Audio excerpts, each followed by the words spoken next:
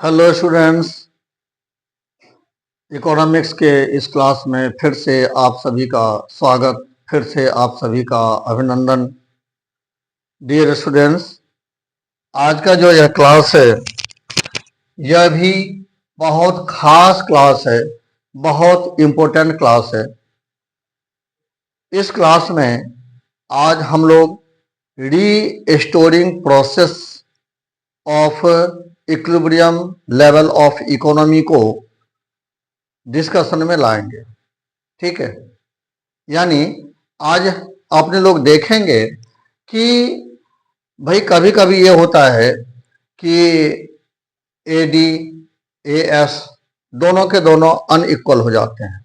इससे पहले आप जैसा कि देख चुके हो कि जो इकोनॉमी होती है वह इक्विलिब्रियम लेवल में तब आती है जब एडी एंड एएस इक्वल हो जाता है। लेकिन कभी कभी सिचुएशन ऐसा होता है, स्थिति ऐसी आती है कि कभी एएस बड़ा हो जाता है तो कभी एएस छोटा हो जाता है। ऐसी स्थिति में जो इक्विलिब्रियम पोजीशन ऑफ इकोनॉमी है वह बैडली डिस्टर्ब हो जाता है।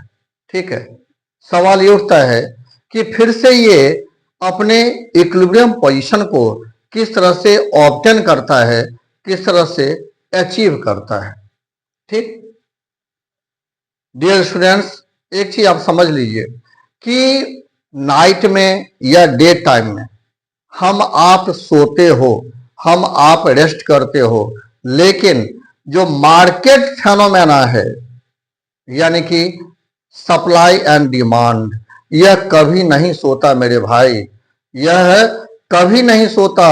यह पल पल 24 आवर्स ये वर्क करता रहता है एंड मार्केट को कभी अनबैलेंस्ड बनाता है तो कभी बैलेंस्ड बनाता है। ठीक है, यह हर समय वर्किंग पोजीशन में ही रहता है। ठीक है, बिल्कुल। तो चलिए देखते हैं कि रीस्टोरिंग प्रोसेस क्या है अगर एएस एडी से बड़ा हो जाए तो। यानी कि सीबीएसई आपसे इसके बारे में क्वेश्चन पूछेगा कि explain restoring process of the equilibrium level of economy if AS becomes greater than AD. ठीक है, ऐसे में आपको बहुत ही सावधानी पूर्वक इसका आंसर लिखना पड़ता है। तो आप कैसे लिखेंगे आंसर, आइए हम लोग बात करते हैं।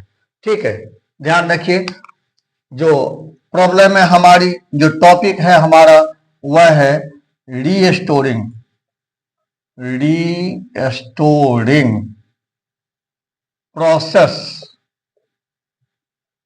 प्रोसेस ऑफ इकोनॉमी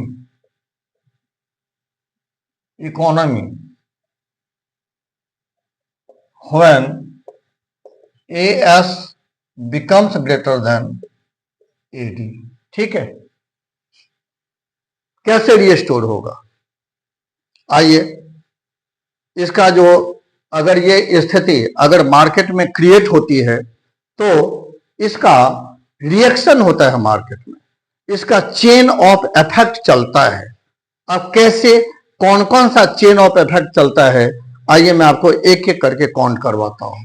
देखिए, ध्यान रखिए, जब एएस एडी से ग्रेटर हो जाएगा, ठीक है, जब एग्रीगेट सप्लाई एग्रीगेट डिमांड से ग्रेटर हो जाएगा तो क्या होगा, जरा आपको मैं माइक्रो लेवल पे ले चलता हूं, माइक्रो इकोनॉमिक्स में ले चलता हूं। मार्केट इक्विलिब्रियम का जो टॉपिक है, ठीक है, वहां पर मैं ले चलता हूं। जरा आप गौर से सुनिए एंड अपने दिमाग पे थोड़ा जोर डालिए कि अगर supply, let suppose you are a producer, ठीक है, यू आर अ सेलर, सही, अगर ऐसी स्थिति में सप्लाई अगर डिमांड से ज्यादा हो जाती है तो क्या रिजल्ट होगा।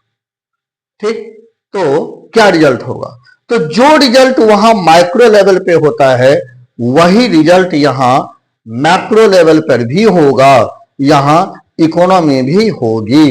अब कौन कौन सा रिएक्शन होता है वो सुनिए। देखिए, जब एग्रीगेट सप्लाई एग्रीगेट डिमांड से जब बड़ा होता है तो क्या होगा? नंबर 1 में अनसोल्ड स्टॉक बहुत बढ़ जाएगा, यानी फिनिश्ड गुड्स का जो अनसोल्ड स्टॉक है वह बहुत ज्यादा बढ़ जाएगा, यानी इसको unsold stock of finished goods will increase. ठीक है, पहला रिएक्शन होगा। ठीक, जो प्रोड्यूसर्स के पास में है, जो सेलर्स के पास में है, ठीक है, फिनिश्ड गुड्स का स्टॉक वह अनसोल्ड रह जाएगा, यानी उसका जो स्टॉक होगा वह बहुत ज्यादा बढ़ जाएगा मेरे भाई। ठीक है, इसकी वजह से जो इसका दूसरा रिएक्शन होगा वह क्या होगा? जब अनसोल्ड स्टॉक बहुत बढ़ जाएगा तो क्या होगा? यह हो जाएगा the possibility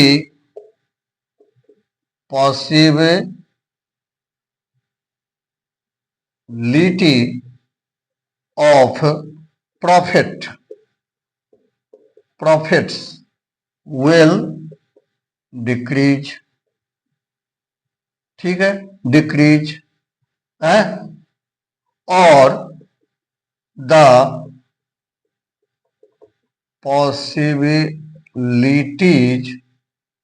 of loss will increase. ठीक है, या तो प्रॉफिट की पॉसिबिलिटी घट जाएगी या लॉस की पॉसिबिलिटी बढ़ जाएगी। ठीक है, एंड इन दोनों ही स्थिति में अब प्रोड्यूसर क्या करेगा? प्रोड्यूसर क्या करेगा? नंबर 3 में the producer will either cut the level of production or will minimize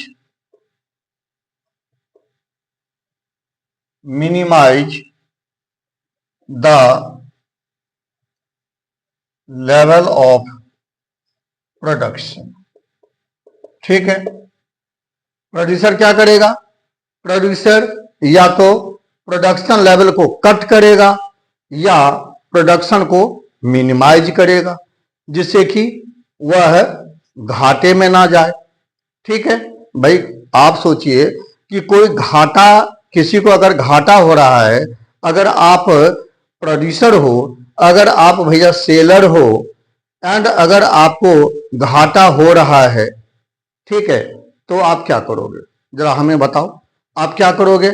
या तो आप प्रोडक्शन के वर्क को कट करोगे, आई मीन बंद कर दोगे, या प्रोडक्शन को मिनिमाइज करोगे, यानी कि कम करोगे, है या नहीं? एंड इन दोनों ही स्थिति में क्या होगा? अगला रिएक्शन क्या होगा? नंबर 4 रिएक्शन क्या होगा? जो अगला रिएक्शन है वो क्या होगा? वह होगा कि सप्लाई ऑफ गुड्स विल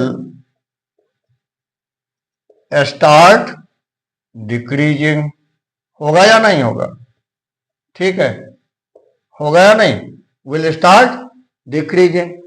जो सप्लाई ऑफ गुड्स है वह क्या होगा? वह डिक्रीज होना शुरू हो जाएगा। ठीक है, एंड ये जो सप्लाई है यह तब तक डिक्रीज होता रहेगा, तब तक डिक्रीज होता रहेगा, तब तक डिक्रीज होता रहेगा जब तक कि फिर से यह AS इक्वल्स टू एडी ना हो जाए। ठीक है, एएस इक्वल टू एडी ना हो जाए, यानी कि दोनों के दोनों AS and AD market force of supply and demand की वजह से दोनों के दोनों फिर से बैलेंस्ड हो जाएगा, फिर से रीस्टोर्ड हो जाएगा। ठीक है, क्लियर? उम्मीद है कि आपको ये समझ में आ गया होगा। ठीक है, इसको फिर से एक बार सोचिएगा, कहीं अगर दिक्कत हो तो कमेंट बॉक्स में जरूर बताइएगा। एंड मैंने आपको फोन नंबर दे ही दिया है, आप डायरेक्ट मुझे फोन भी कर सकते हैं। सही है, क्लियर? तो चलिए फिर मिलते हैं दूसरे वीडियो में दूसरे टॉपिक के साथ। तब तक के लिए जय हिंद, वंदे मातरम। Thank you for watching.